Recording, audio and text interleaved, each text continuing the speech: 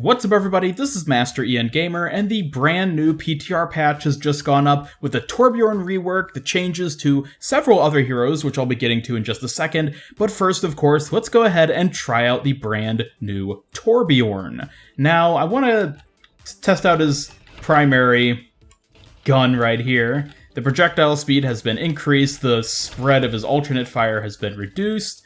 There's a lot of little changes. I touched on all these in the previous video of mine where I went over all his abilities. I'll probably throw the patch notes up on screen so you can kind of see those as you're watching this.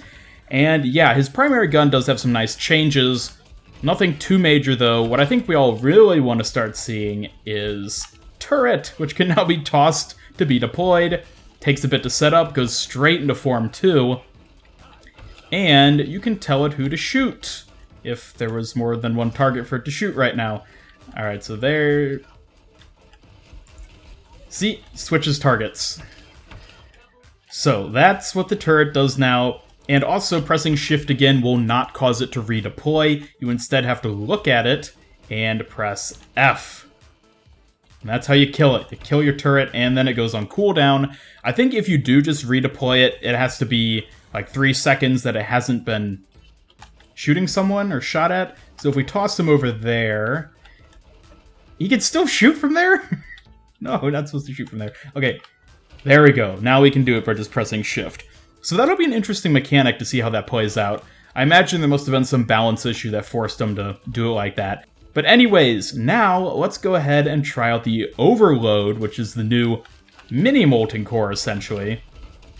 Quicker movement speed, 150 armor, 5-second duration, 12-second cooldown.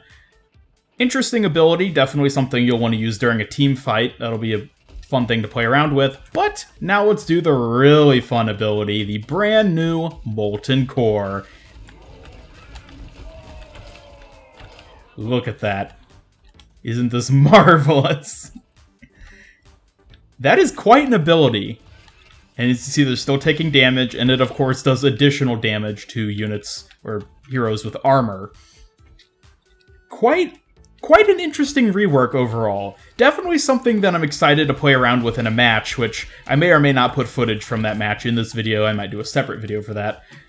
But yeah, definitely an interesting thing. I'll definitely have to see how I feel about it, but for the time being, let's go ahead and check the other heroes which got changes. So now let's take a look at Orisa. According to the patch notes, her fusion driver maximum spread has been reduced from 1.5 to 1.2. And yes, I can definitely tell the bloom, of course, isn't going out. That actually, for only a 0.3 difference, that actually feels pretty nice. Because I do play a good bit of Orisa, and yeah, the accuracy is definitely difficult.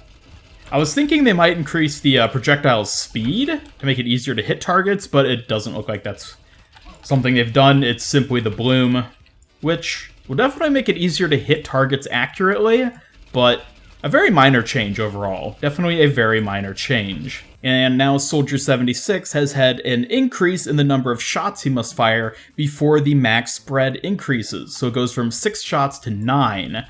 And that's, again, absolutely noticeable. You don't have to burst fire quite as much in order to get that good accuracy retained. So that, yeah, that's nice. It's just going to make it easier to hit targets, just makes them more accurate. That's a nice little change. Again, we'll have to just see how it plays out, whether it actually makes them more viable or not. Definitely a buff, but a minor one at that, just like Orisa's. Now, McCree has had no change to his primary gun, which is what I was expecting to be. Instead, it is a cooldown reduction of 8 seconds to 6 seconds for his combat roll. Of course, he can reload by doing the combat roll, which is what a lot of people do that for. And I don't know, it's not really good mobility-wise, so being able to do it more often, again, I guess it's just a small buff. I don't really know how much that's gonna actually increase his viability, but yeah, another interesting one. We'll have to see how it plays out. And now, Pharah. She has had quite a few changes made, actually. First of all, Concussive Blast, cooldown reduced from 12 seconds to 9. Throw that over there. There you go. The rocket launcher itself, attack speed recovery has been decreased, so basically just the rate of fire is up. That's very clear to see just from firing it. And damage redistributed between explosion and impact. So the impact itself now does more damage, but the explosion radius does less, meaning that direct hits will still do the same amount of damage as before. However, it's not quite as deadly for the area around the impact. Explosion knockback reduced by 20%, so they don't get knocked nearly as far anymore. And self-knockback range increased by 25%.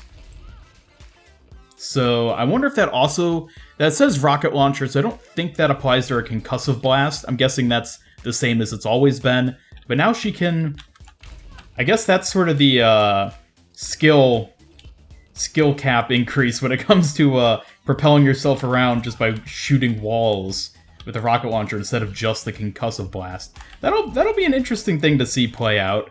I don't play like any Pharah whatsoever, so I have no experience with how that's gonna change her firsthand. I don't know. Once again, it's something that I'm excited to see how it plays out, and we're really just gonna have to wait and see what all ends up happening. And it turns out there was one final change, which Jeff Kaplan didn't even mention in the developer update video, which is yet another nerf to Brigitte.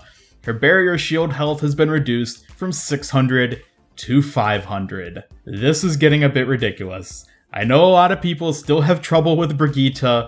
I'm worried about this last nerf. The other one, the nerf to her, she had the shield bash nerf. She's had so many nerfs at this point, I'm losing track. I don't know, I'm a bit skeptical about how necessary this shield barrier health nerf is. Yeah, again, that's something we'll just have to see how it plays out, and, you know, maybe that'll help people to better counter her. I don't know, if we see Pharah become more popular, then that in and of itself will be a decent counter to her. Yet another nerf for Brigitte.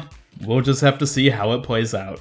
So there you go, these have been all the major changes which are currently on the PTR. There are, of course, as always, a bunch of little sort of tweaks and bug fixes for different heroes and maps, which I won't go in depth with each of those. If you want to see those, I'll try to have a link to the patch notes down in the description so you can read them for yourself. But overall, yeah, these seem like pretty good hero changes. The Brigitte one feels a bit unnecessary to me still. I don't know, we'll just see how it plays out. The Orisa one I'm excited for. The Torbjorn rework is amazing. I cannot wait to get into a match and play against some other people as Torbjorn. And I did actually record a video right before this where I was talking about the developer update itself and discussing all the points Jeff brought up. I will still be uploading that after I upload this video. I have to do a bit of editing with it since originally I was talking about how we didn't know the exact changes for the heroes, but now of course we do know the changes. So I'll cut those parts out and just leave the other discussions about events, the social change, etc. And that video will either be out later tonight or sometime early tomorrow. But regardless, thank you so much for watching. Please be sure to let me know your thoughts about all these new hero changes down in the comments below. Do you think these are good changes? And are you excited to try out the new Torbjorn rework? Regardless, thank you so much for watching, and be sure to leave a like if you enjoyed this video, and share it with a friend if you really liked it. Subscribe and hit the bell to keep up with all my future Overwatch content, and follow me on Twitter for more news and channel updates. This is Master Ian Gamer signing off, and until next time, have a great day.